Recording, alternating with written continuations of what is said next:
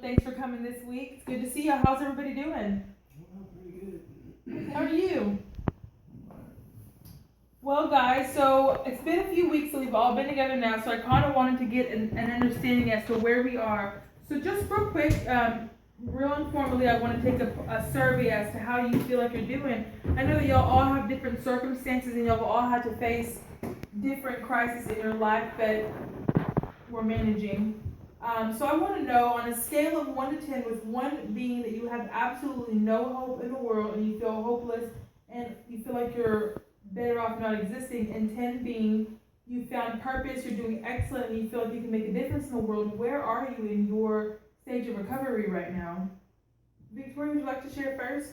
Okay, well, I feel like I'm at about a 7. I've been working on it for a while, and I'm somewhat reached a place where I'm starting to forgive myself for the things that I've done in my past. I'm not completely there yet, but I know with time I will probably get there. That's very good. And so let's just elaborate on that a little bit more. So you know that you've had some things in your life that weren't exactly right, but now you see that you deserve forgiveness. You're not too far gone, and you have a purpose. Is that right? Yes, I know that forgiveness for myself is crucial if I'm ever going to move forward and past my past. And that's key, fellas, guys. Seeing that you're worthy of forgiveness is the hardest thing that you're going to do in life, but it's absolutely crucial. So Victoria is not there yet, she admits, but she's very well on her way. Brian, how about you? How do you feel? I'm at about a 1. Well, that's pretty low. Can you tell us what's going on? It's just the more time that goes by that I don't get to see my grandkids, the more I have the urges to use. Okay, and I know that I know from previous discussions your grandkids were everything to you. I think we all pretty well know that your grandkids meant a lot to you. And we all kind of know what preceded you losing the ability to see your grandkids was the using of the meth and whatnot. So it seems like you're kind of stuck right now in this whirlwind. You know, you lost them for this reason, but then not being able to see them is causing you to be so down and depressed that you need to use some more. Is that right? Yes. Jesse, what do you feel like right now? Yeah, some days are better than others. Like right now, probably maybe a 3. Three's better than 1, so maybe a 4, but I have some days where it's a 1. So what kind of causes you to go back to the 1? Because I see some variances, and I mean a 1 and a 5 are kind of drastic. The days that are harder, when I think about the stuff I lost, when, just gambling away my life savings, and I think about losing my house and my wife, and, I don't get to see my kids anymore either. Those are the hardest days. So when I get busy, like going to work and stuff, sometimes it's easier. So it sounds like you found some purpose. It sounds like you found outlets that you're utilizing now to distract you from the things, so you're not focusing on. Whereas Brian, it seems like you're kind of hyper focusing on not the negative, not being able to see your grandkids. Jesse has found something, an outlet, something to spend his time on, something to put his effort in, and it's rewarding to him. And so as a result, he's moving over from a 1 to a 5. And of course, he has his moments, which are gonna come up. I wouldn't tell you anybody that y'all won't ever have bad days again, but it looks like he's using positive coping skills, and I strongly feel like we need to work on that some more. Victoria, can you speak to our group and tell them, remind them of your situation and tell them what has taken place thus far to be able to get you to where you're at. Okay, well, guys, it may seem like the end of the world right now, but it will start to get better. Look, my addiction was so strong that I actually went into my church. I was a trusted member of my church, and I stole all the equipment, the keyboard, the guitars, the drum. I took everything so I could have money to buy more stuff. But as I went to these meetings and started realizing that it wasn't really me who had done these things. It was the drug that had caused me to do these things. And so as time went on, I started to begin to realize that I have to forgive myself. That's the only way. And instead of allowing the drug that caused me to lose everything and do things that I shouldn't have, instead of using when I feel low, I was even more determined to not ever do it again, so that I wouldn't let my church down, my family down anymore. Absolutely. The thing that stands out to me the most is that Victoria is acknowledging she is not her mistake. And she is not that was not who she was. Her selling all the equipment was a result of her being under the influence. But under normal circumstances, she's obviously not this person. I would like to take a few minutes, guys. I want to do an exercise with y'all. This has been on my mind for some time because we spent some time together, and I feel like we've made tremendous progress in some of our lives. And then I still see that there is room for improvement, much improvement in some of y'all's lives. And we need to get to the point where forgiveness is at the forefront of our mind. Yes, it's a process. Yes, it's going to be different for everybody. Yes, it's going to take a different amount of time for everybody. But it's attainable, and everyone here deserves it. So let's take a minute before I want y'all.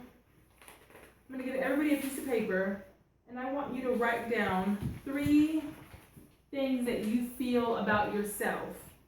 And it can be anything at all. 3 things that you feel about yourself. I'm going to be getting something ready for you all. So just take a few seconds, take 15, 20 seconds.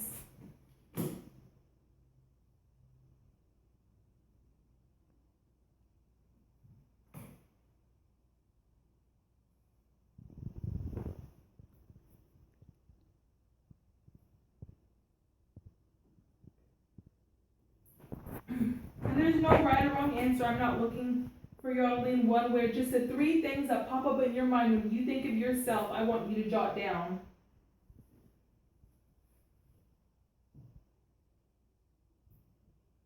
Maybe just another couple of seconds.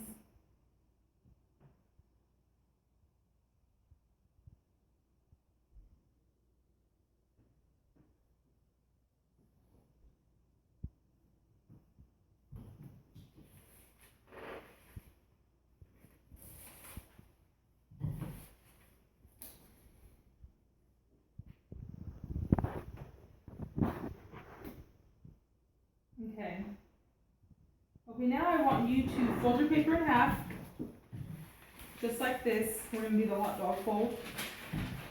So the top part is what you feel, and so I want you to fold it over, and then we are going to pass around your sheets to the group members, and they're going to write on the blank part of your sheet, and they're going to write about when they think of something that, when they think about you, what comes to mind. So it can be a characteristic, a quality, just anything that comes to mind about the person whose paper you have. So real quick, just jot those names at the top.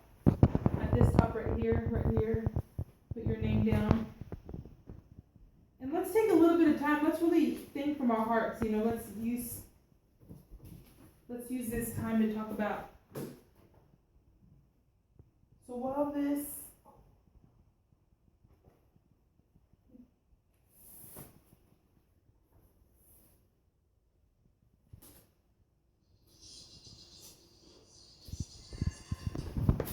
Okay, I want you to listen to the words of this song. This song can kind of be a sappy song, but listen to the words.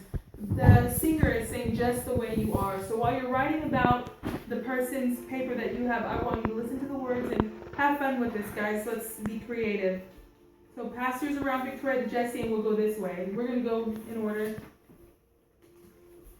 And I will also write something down on y'all's paper for y'all. So go ahead. How do you feel about Brian, and how do you feel about Jesse?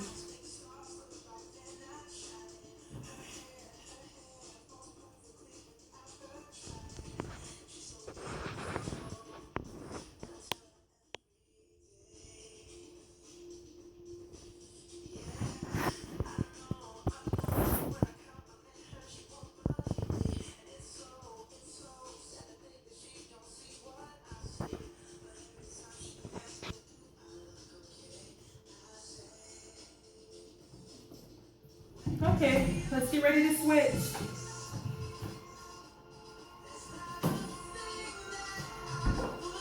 Okay. Let's go in order. Yeah. Think about something that comes to your mind when you think about the person on the top of the sheet.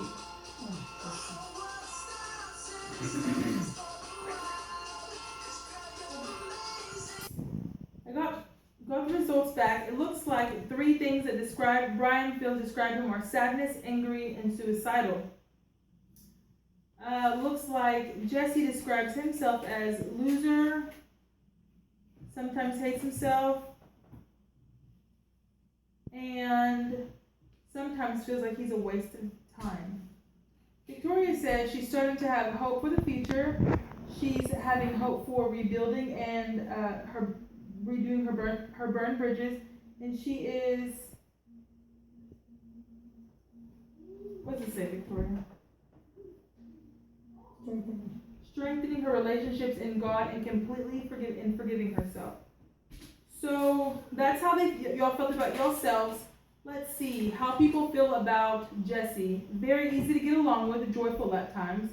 I feel like Jesse is a very smart guy, and he is college educated, intelligent. That's a very big difference. Very big difference from how you see yourself and how everybody else sees yourself. Yeah. Brian's, I feel like he is a good person down deep inside because he has so much, because he cares so much for his grandkids. Funny, fun to hang out with, good at video games, nice tattoos, nice glasses, good and kind-hearted. That's 100% different, Brian, from how you see yourself. And for Victoria, hard worker, progressing well, forgiving herself, loves her kids and grandkids, forgiving, joyful, caring. If this is not, this proved my point perfectly. How you see yourself can vary drastically from how other people see you. It's so easy for us to see the negative about ourselves. We internalize the things that we've done, and we have kind of associated that with who we are. But people who are on the outside looking in are able to see that this is not who we are, and that this is, this is who we are. These people see you on a regular basis. They know a lot about you. Like we've done a really good job of sharing in depth levels. So we know a lot about each other. This has kind of become a little family, and they see all of these goods. So I want you guys to keep these papers, and I want every time you start to feel like you're a loser, like you hate yourself, like you're a waste of time, I want you to flip to the backside and remind yourself that people who do know you and care about you see the good that's inside of you. We'll see each other again next week, same time, the same place. Thank you guys for sharing so much. Thank you. Thank you.